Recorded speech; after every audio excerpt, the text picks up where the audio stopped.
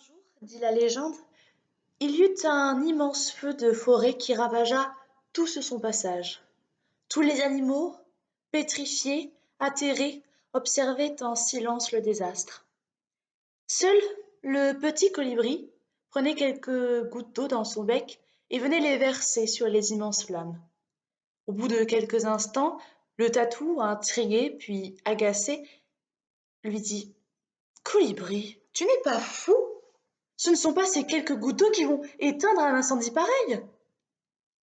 Et le colibri de lui répondre: Je le sais, mais au moins je fais ma part. Comme la forêt des animaux, notre maison brûle. Et l'exemple le plus frappant a été les feux qui ont ravagé la Gironde cet été. Et nous sommes restés là, impuissants, comme les animaux de la légende, pétrifiés par l'éco-anxiété. Mais le feu ne prend pas tout seul. Qui est celui qui a allumé la mèche? Qui est celui qui nous a fait subir ce préjudice écologique au sens de l'article 1247 du Code civil et dont l'ampleur des conséquences ne va faire que s'accroître d'année en année? Il nous faut un responsable pour qu'il réponde de ses actes. Alors, à qui la faute? Aux 10% les plus riches de la planète qui émettent 45% des émissions de carbone?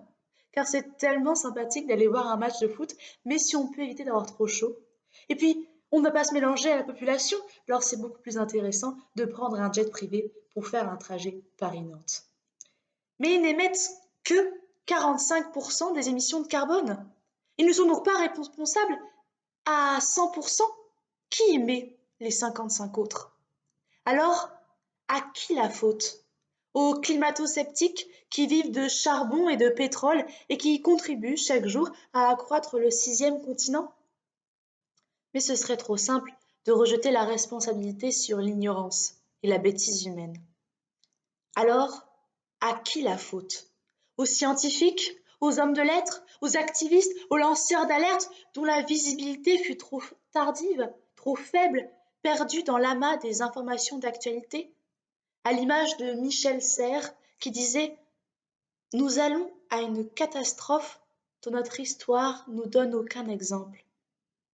Malheureusement, l'effet Michel Serres a été bien moindre que celui des gaz à effet de serre.